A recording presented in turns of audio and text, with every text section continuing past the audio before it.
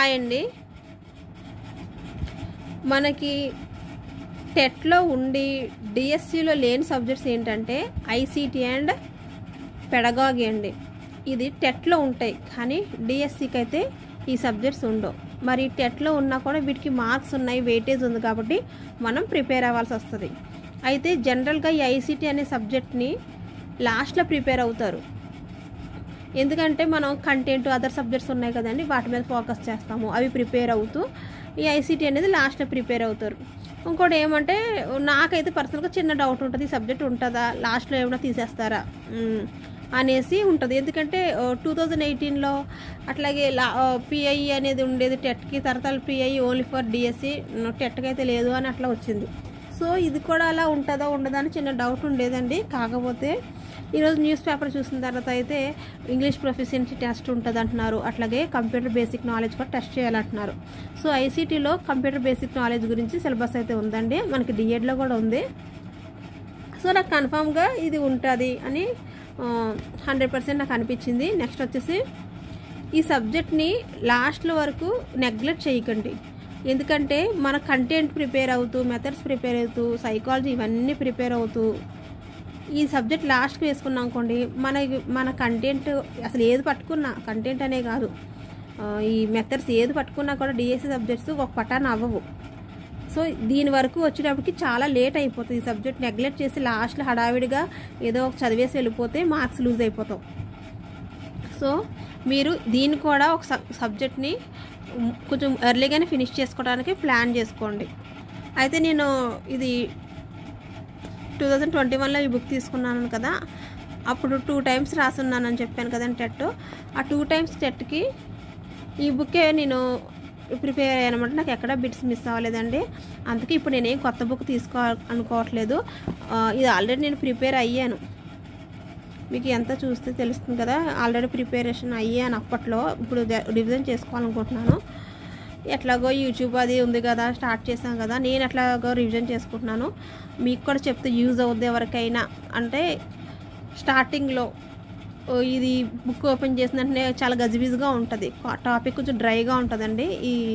ఈ శిశు వికాసం అండ్ పెడగాజీలో కొంచెం టాపిక్స్ అనేవి కొంచెం చింతన అని, మెటకాగ్నిషన్ అని ఇట్లాంటివన్నీ. సో ఫస్ట్ ఒకసారి చూసారనుకోండి, ఇందులో ఇంపార్టెంట్ టాపిక్స్ ఇవి. అట్లాగే నేను అప్పుడు ఫస్ట్ టైం టెట్ కాకుండా ఇంకోసారి టెట్ రాసినప్పుడు క్వశ్చన్ పేపర్స్ ఒకసారి చూసి టెట్లో ఏమొచ్చినాయి అనేది అవంతా కూడా నేను అండర్లైన్స్ చేసుకుని అప్పుడు టెట్ అని పక్కన నోట్ చేసి పెట్టుకున్నాను. అది మంచిదైందండి. ఇప్పుడు నేను బుక్స్ మళ్ళీ ఏమంటారు ఓల్డ్ క్వశ్చన్ పేపర్స్ రిఫర్ చేసి ఇవి టెట్లో ఎట్లా ఇచ్చారు క్వశ్చన్ అలా చూసుకునే అవసరం అయితే లేదు. సో మీకు అలా కూడా యూజ్ అవుద్ది. ఇది చెప్తున్నప్పుడే మీకు అర్థమవుద్ది అన్నమాట, ఈ పాత టెట్లో అడిగి ఉన్న బిట్స్ ఇవి. సో ఇక్కడ కొంచెం ఫోకస్ చేద్దాము, ఎగ్జామినర్ ఇక్కడ ఫోకస్ చేశారని ఒక ఎట్ ఏ టైం అనమాట మీకు యూజ్ అవుద్ది అనుకుంటున్నాను. ఎట్ ఏ టైం మీకు కంటెంట్ ప్లస్ ప్రీవియస్ ఇయర్స్లో ఏమేమి క్వశ్చన్స్ ఏ లైన్స్ నుంచి ఎట్లా డిరైవ్ చేశారన్నది మీకు అర్థమవుతుంది. అయితే ఇందులో లాస్ట్ గవర్నమెంట్ గురించి, దాని యొక్క పథకాల గురించి ఉంటుంది అన్నమాట. అదైతే ఇప్పుడు మనకు అవసరం లేదు, చూపిస్తానండి. ఆంధ్రప్రదేశ్ ప్రభుత్వ విద్యా సంక్షేమ పథకాలని మొత్తం లాస్ట్ గవర్నమెంట్ గురించి అంతా ఉంటుంది. ఇది ఇప్పుడు మనకు అవసరం లేదండి, ఎందుకంటే మన గవర్నమెంట్ చేంజ్ అయింది కాబట్టి ఇప్పుడు న్యూ గవర్నమెంట్ గురించి ఇది ఒక రకంగా చెప్పాలంటే జీకే టైప్ అనమాట. సో లాస్ట్ యూనిట్ ఇది మనం ఈ ప్రస్తుతం మనకి ఏ గవర్నమెంట్ రన్నింగ్లో ఉందో ఆ గవర్నమెంట్ గురించి అనేది జీకే క్వశ్చన్స్ మనం ఓన్గా ప్రిపేర్ అవ్వాల్సి వస్తుంది.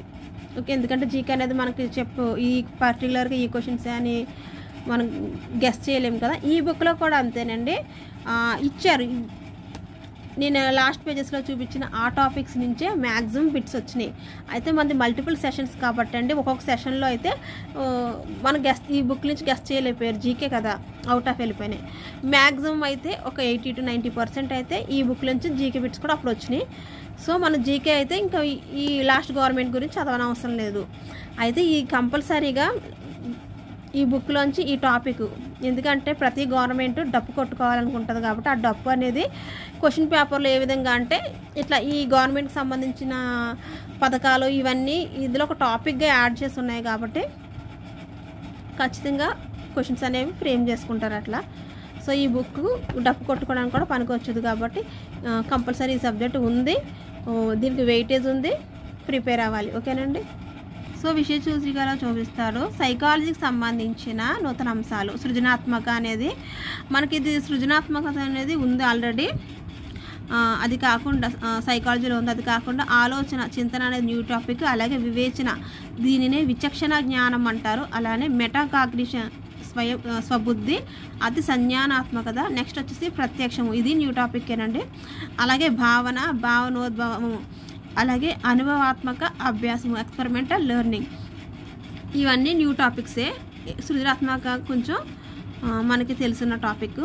చూడండి ఇందులో మెటాకాగ్నిషన్ చూడండి, అలాగే ప్రత్యక్షము, భావన, ఈ 3 బాగా ఇంపార్టెంట్ అండి. అందులో మెటాకాగ్నిషన్ అనేది బాగా ఇంపార్టెంట్, దాని నుంచి చాలా ఎక్కువ బిట్స్ అయితే ఇచ్చున్నారు. అలాగే ఈ బుక్లో బిట్స్ కూడా ఇచ్చారండి, చూస్తాను. ఇవి కూడా మీకు ఎక్స్ప్లెయిన్ చేయడానికి ట్రై చేస్తాను. నెక్స్ట్ సమాచార ప్రసార సాంకేతిక పరిచయం, ICTA, ICTB అండి. ఇది కంప్యూటర్స్కి సంబంధించిందండి. ఈ 2 చాప్టర్స్ కూడా కంప్యూటర్ గురించి మనకు బేసిక్ ఇన్ఫర్మేషన్ అంతా ఉంటుంది. నాకు అది కూడా ఎక్కడ బిట్స్ పోలేదండి.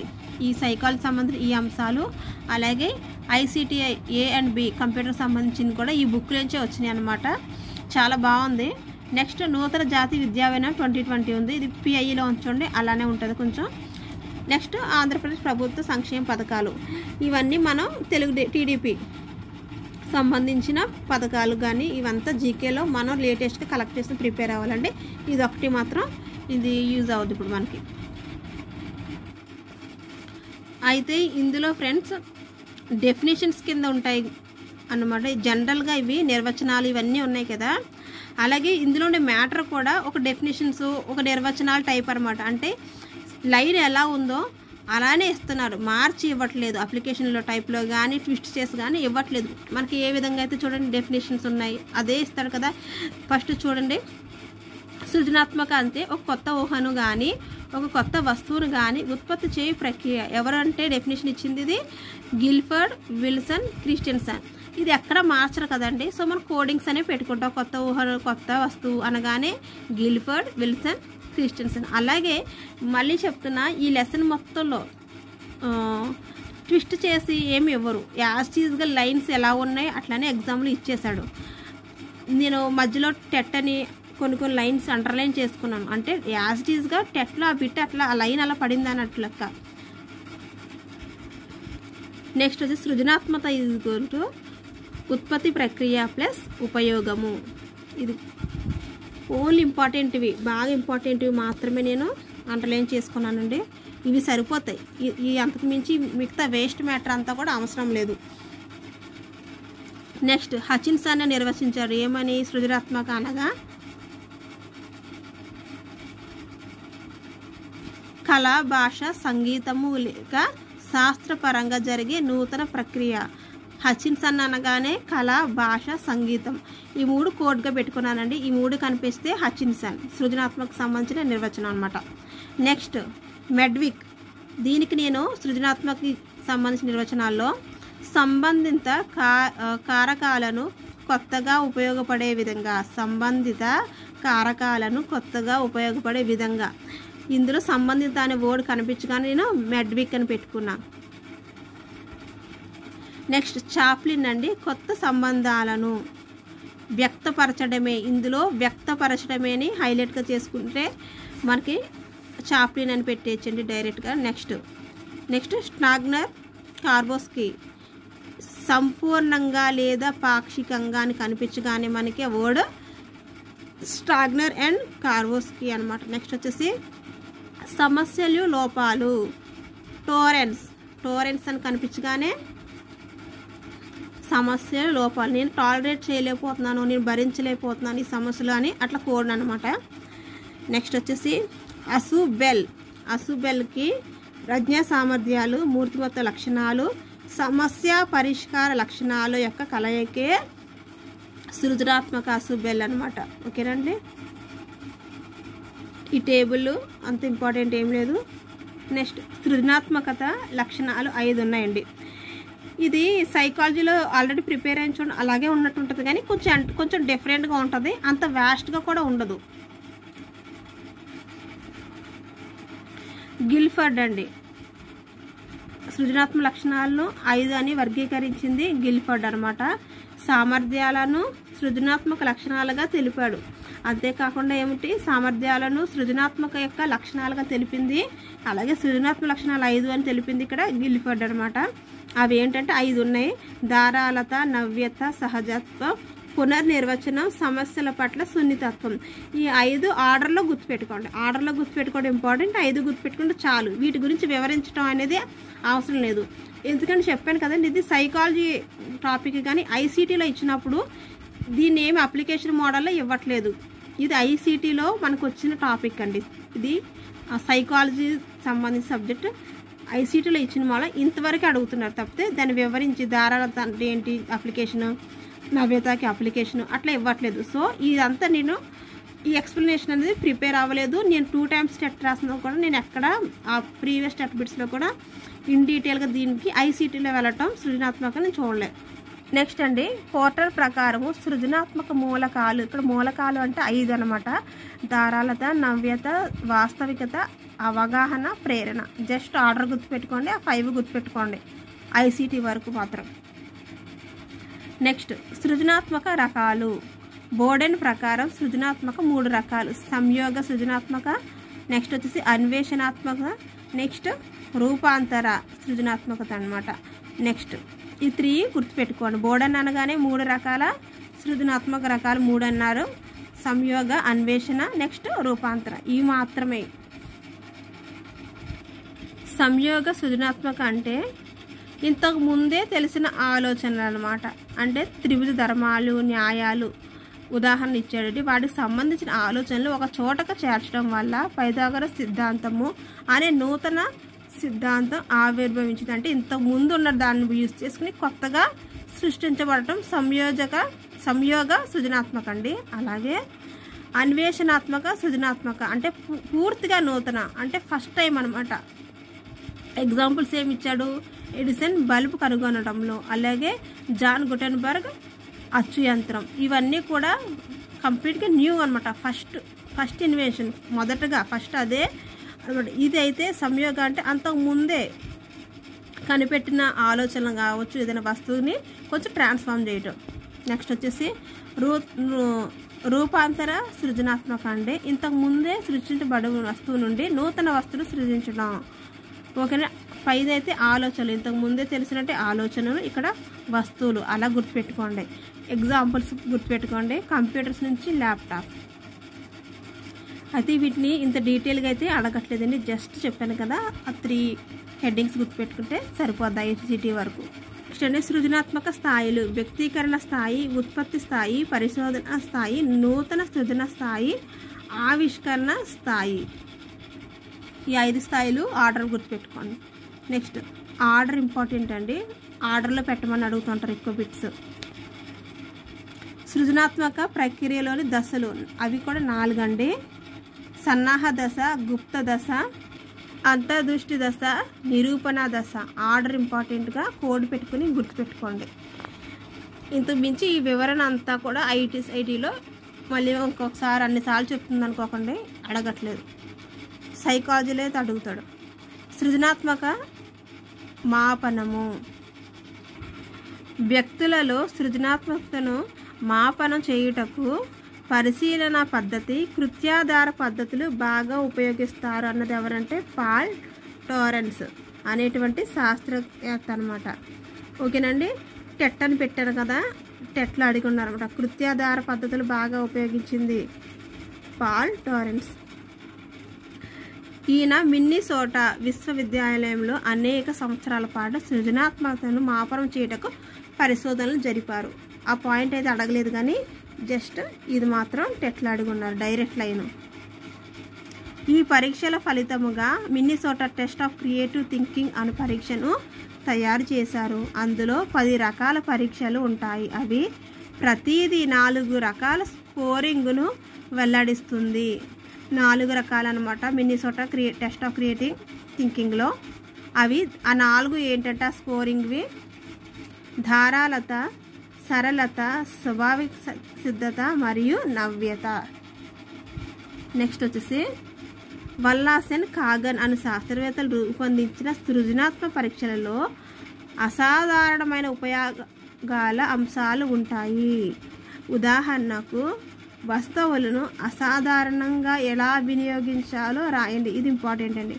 వస్తువులను అసాధారణంగా ఎట్లు వినియోగించాలో, అసాధారణం అనేది హైలైట్ అనమాట. అని ఎక్కడ కనిపించినా మీకు అది వల్లాసెన్ కాగన్. వీటికి సంబంధించిన ఎగ్జాంపుల్స్ కూడా అనమాట. కత్తి, పాత వార్తాపత్రికలు, వాహనాల టైర్, ఇవన్నీ ఏంటంటే నార్మల్ వస్తువుల్ని అసాధారణంగా ఎలా ఉపయోగించాలి అన్నట్టు టీఎల్ఎంస్ లాగా అలా అనమాట. అంతే కదండి. పాత వాటితో కొత్త తయారు చేయటమే సృజనాత్మక కదా. సో ఈ ఎగ్జాంపుల్స్ కూడా గుర్తుపెట్టుకోండి. గెడ్జెల్స్, జాక్సన్లు 5 రకాల పరీక్షలను ఉపయోగించి పిల్లల్లో సృజనాత్మకతను పెంపొందించారు. ఇది మన సైకాలజీలో ఉంది కదండి. సో పద సంసర్గ పరీక్ష, వస్తువుల ఉపయోగ పరీక్ష, అదృశ్య ఆకారాల పరీక్ష, వివిధ 3 ముగింపులు, నెక్స్ట్ వచ్చేసి సమస్యలను రూపొందించడం.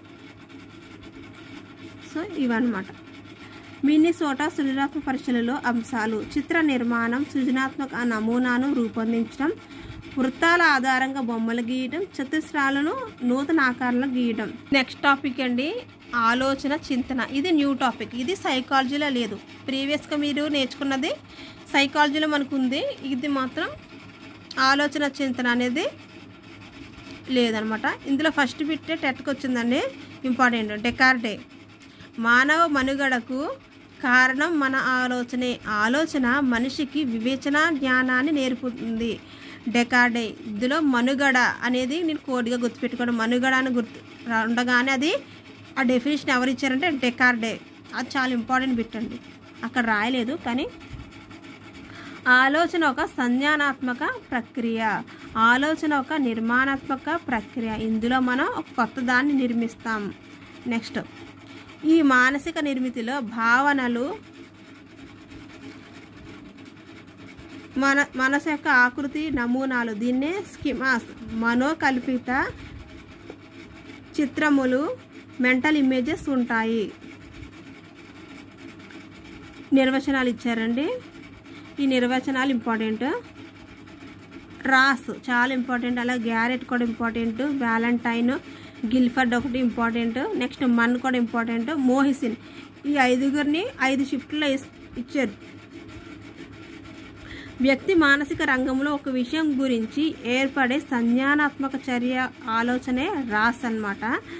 నెక్స్ట్ నేను ఇక్కడ చర్య పెట్టుకున్నాను కోడ్గా. చర్య అనగానే రాస్ అనమాట. నెక్స్ట్ గ్యారెట్ అంతర్గతాన్ని కనిపించుకునే గ్యారెట్ అనమాట. నెక్స్ట్ వచ్చి వ్యాలంటైన్ గమ్యం వైపు నిర్దేశించి పరస్పరంగా ముడిపడి వ్యాలంటైన్. నెక్స్ట్ గిల్ఫర్డ్ ప్రతీకాత్మక. సో ప్రతీకాత్మకాన్ని కనిపించగానే అక్కడ గిల్ఫర్డ్. నెక్స్ట్ వచ్చేసి మన్ అంటే చూడండి ఊహా రూపాల ద్వారా జరిగే అంతర్గత సమస్య పరిష్కారాన్నే ఆలోచన అంటారు అనే డెఫినేషన్ మన్. ఇవన్నీ మీకు నచ్చిన కోడ్ ఏదైనా ఒక కోడ్ తీసుకుని కోడ్ పెట్టేసుకోండి ఫ్రెండ్స్. నెక్స్ట్ మోహిసిన్ అంతర్గత సమస్య, అవ్యక్త ప్రవర్తనయే ఆలోచన, సమస్య పరిష్కారం కొరకు చేయు అవ్యక్త ప్రవర్తనయే ఆలోచన. సో అట్లా పెన్సిల్తో బాక్స్ పెట్టి అన్ని కోడ్స్ కింద పెట్టుకున్నాను. వర్డ్స్ మీరు కూడా పెట్టుకోండి.